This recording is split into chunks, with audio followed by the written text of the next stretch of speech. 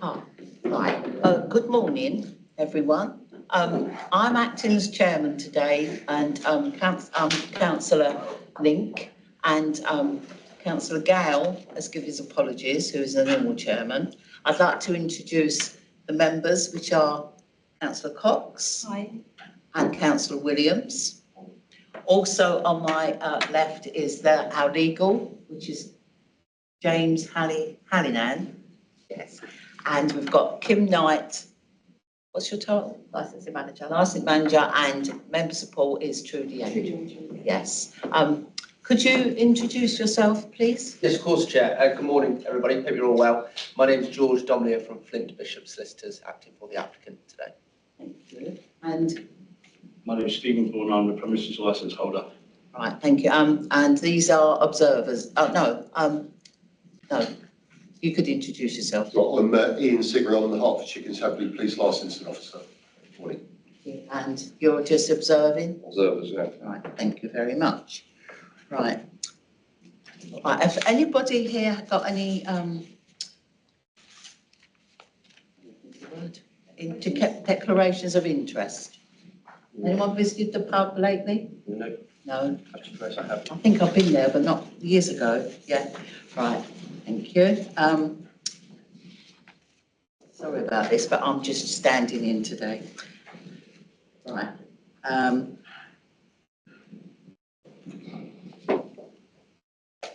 Have you all read the papers?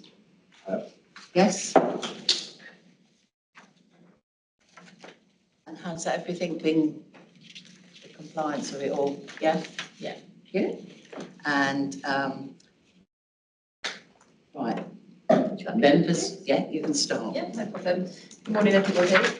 You have before you an application for a full variation licence at the Grapes on Green End Road in Hill Hempstead, HP1 1QR. The application originally sought to amend the licensing plan in accordance with the drawing which accompanies the variation and to permit the sale of alcohol from an external bar servery.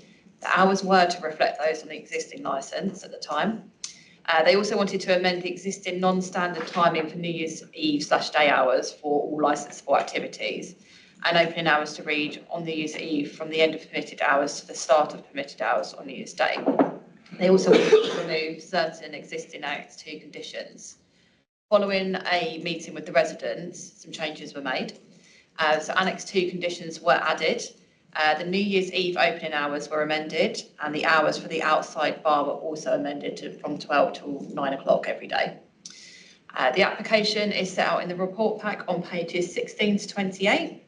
There were 5 representations received. These are on pages 36 to 45. The applicant and persons who made representations were invited to attend today's meeting to address the committee, and the details of those speaking and their submissions have been forwarded to the members ahead of the meeting. Has everybody got those? Yeah. Lovely. So the options available to the committee today are set out at paragraph 4.1 of the introductory section of the report, which is on page 6. And the committee are reminded that the application must be considered on its own merits, that any steps taken must be considered appropriate and in order to promote one or more of the licensing objectives, and that full and clear reasons should be given to explain why the decision has been reached. Thank you. Have we got any questions here? So far, yeah. No? Not yet. Right. Have you got any questions you'd like to ask? No questions, Chair. Right, then it's over to them to explain. Perfect. No, thank you. I think you've already had sight of our written submission. However, there are a few further points that myself and Steve wish to expand on.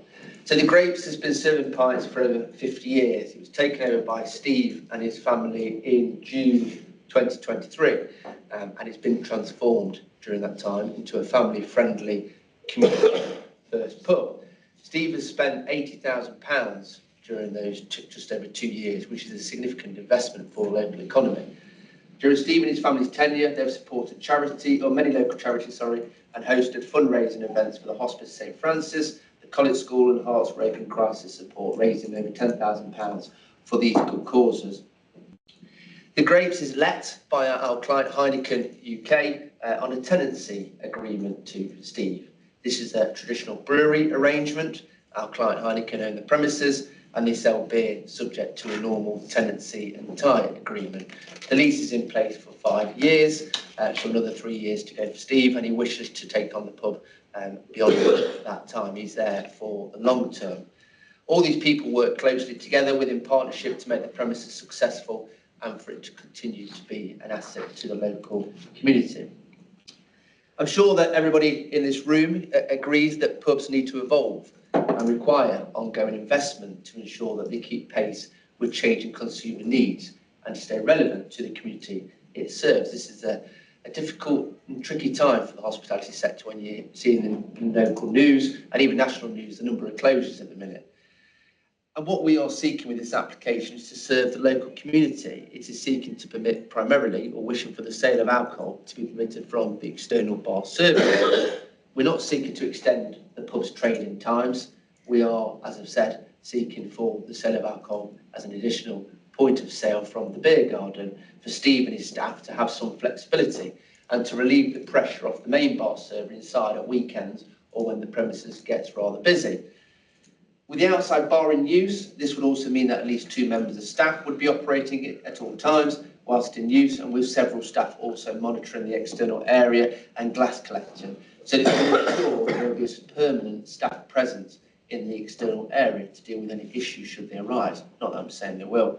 Furthermore, councillors, any customers with children in the beer garden will not have to leave their children unattended to have to go inside to purchase drinks, which is much more improved.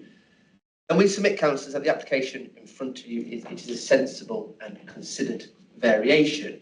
You've seen from, I think it's pages 32 and 33 of your agenda pack, the comprehensive conditions that have been agreed with Ian on behalf of Hertfordshire Police. These include for CCTV to be installed, including in the beer garden, staff training to be undertaken, an incident log to be maintained, and for the outside bar, as you've heard, to not be used before midday and after 9 p.m. in the evening. These conditions, I would submit, are appropriate and proportionate in the circumstances, and they allow my client to continue to trade the pub, but also ensure that the licence objectives continue to be promoted. You are aware, councillors, that none of the responsible authorities, including the police, Environment Health and Licence Authority, have submitted any representations to our variation. As you're fully aware, these authorities are the experts in their fields, and I would therefore suggest that should they have no objection to our application, then it would not be unreasonable for you as a committee to share that view. We do, however, have the 5 objections from local residents and the council, I believe. And look, we appreciate that there is always some anxiety in relation to any application. It's the unknown, shall we say. Steve has already held 2 residents' meetings at the pub during the consultation period with the affected residents to discuss his plans and hopefully address any initial concerns, which I understand were very positive. I think 10 turned up for the first meeting and 16 for the following meeting. And just quite briefly, really, it's not a review application, councillors. It is, as I said, primarily seeking to permit the sale of alcohol from the external bar servery. There is to be no intensification of use of the beer garden. It is already in existence as a beer garden, and as you've heard, we propose the timings of use to be from midday to 9 p.m. Steve is fully aware of the pub's location and residents living nearby. He doesn't want to create a noise nuisance. He wants local residents to be in the pub and in the beer garden enjoying what is on offer. Some of the residents, as you've probably seen the objections, they're requesting that if you're minded to grant the variation to attach a condition to the premise licence that essentially no live or recording music can take place outdoors. You will already be aware, councillors, that this is not possible as part of this hearing for the variation today due to the deregulation of the Live Music Act 2012, which already permits the premises to be able to have these activities take place outside up until 11 p.m. and any noise-related condition is also displayed up until this time. And look, we fully accept that licensing is all about trying to achieve a balance of encouraging the responsible promotion of licensable activities against the need to not unreasonably disturb the local residents, and at all times ensuring that the licence objectives will not be undermined. And we would submit that that balance can be achieved with the application in front of you, councillors, along with a robust operating schedule which has been agreed with Hertfordshire Police. There's nothing unusual with what we are seeking, and given the information I've already provided to you, I see no issues with you granting this application, and the premises will continue to promote the licence objectives However, should the premises in the future cause any issues for the local residents, which I no doubt will not happen, then the residents and authorities do have plenty of recourse to take enforcement action against the premises and the licence holder, such as seeking to review the premise licence or serving my client with the premises with a noise abatement notice under the Environment Protection Act 1990. Steve is continuing to invest a considerable amount of money into the premises, along with Heineken, for it to remain an asset to the local area and for it to provide amenities for families to enjoy. And the granting of this application will allow the premises to continue to flourish. And for these reasons, councillors, I would respectfully ask you to grant the application as it appears before you today. Thank you. Steve, you want to add anything? Right, it's open to questions. Have you any questions, Councillor Williams? Yeah, thank you, Chair. Are there, well, obviously I know the site and the large garden. Is there any catering or bar activities currently in the garden? The bar is constructed, but it's not been used for anything. It has been used for like private party. Not for the temporary event notices, yeah. Event notices, yeah. So it's all, and there's a barbecue area.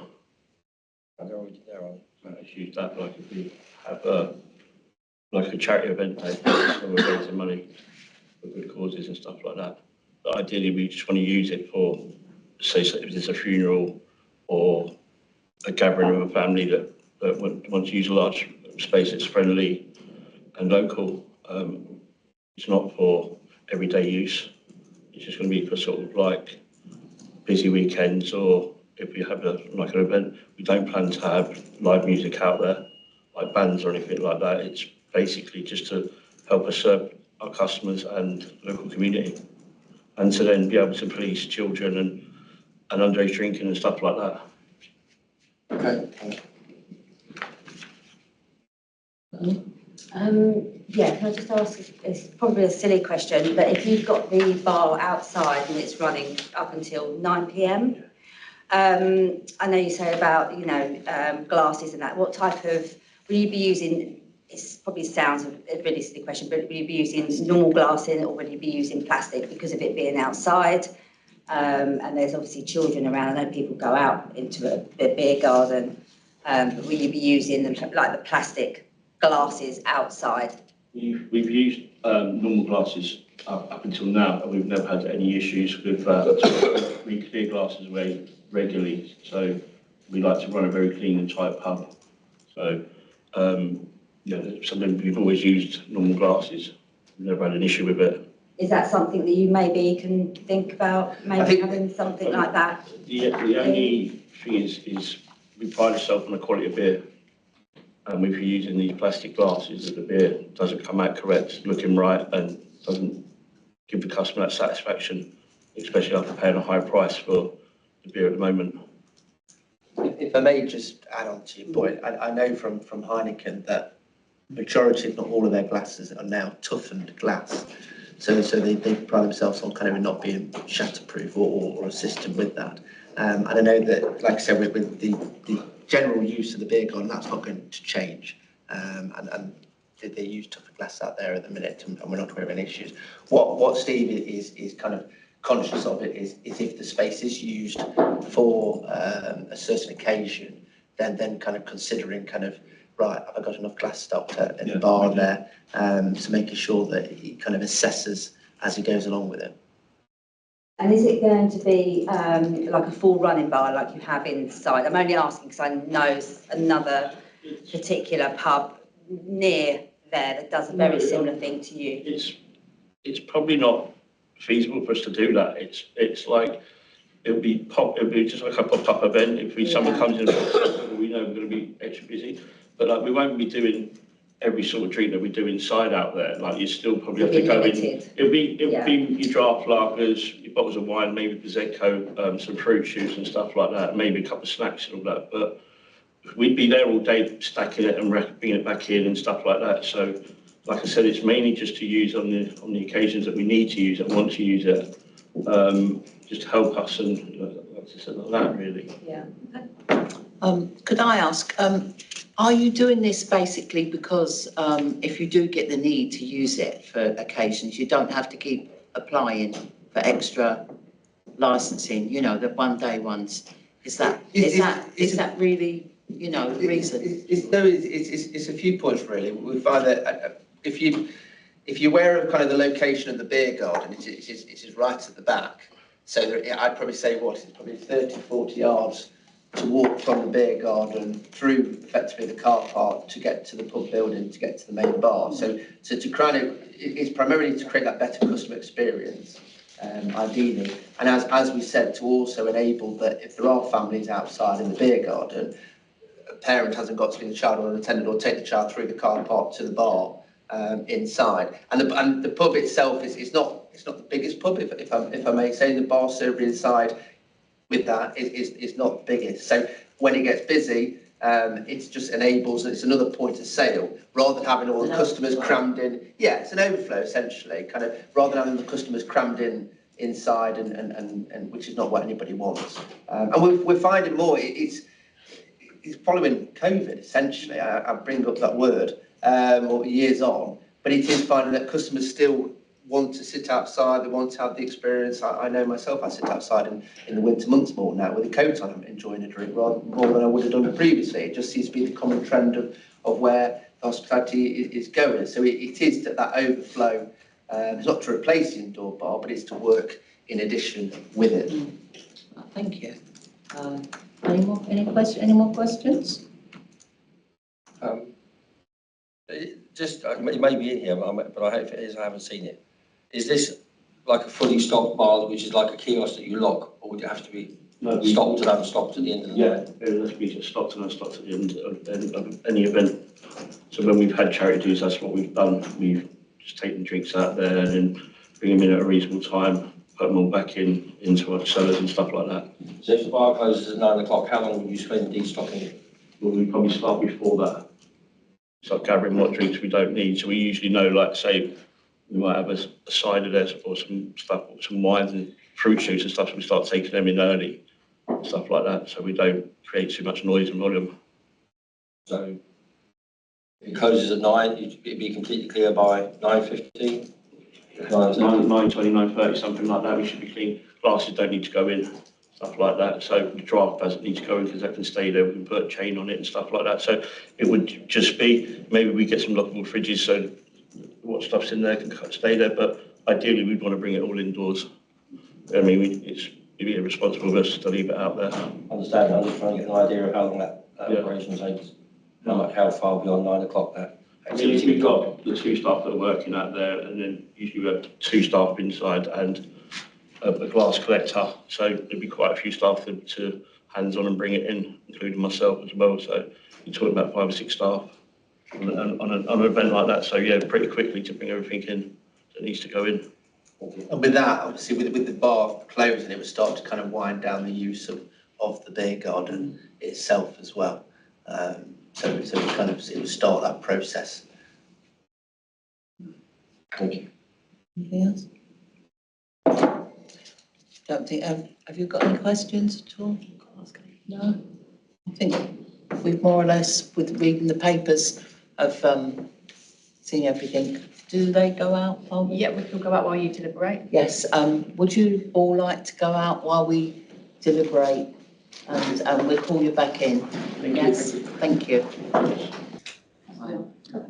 Right, thank you very much for waiting.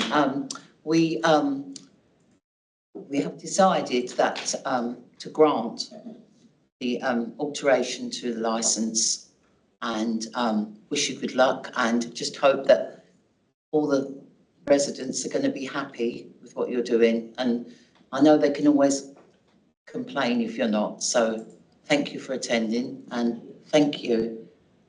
Sorry. And that's it. Oh, yes. And also you will be getting an official letter from our legal team within 5 days to working days, sorry, 5 working days to give you the explanation and everything. Okay? Okay, thank you very much. Thanks. Really thank you for your time. Thank you. Thank you.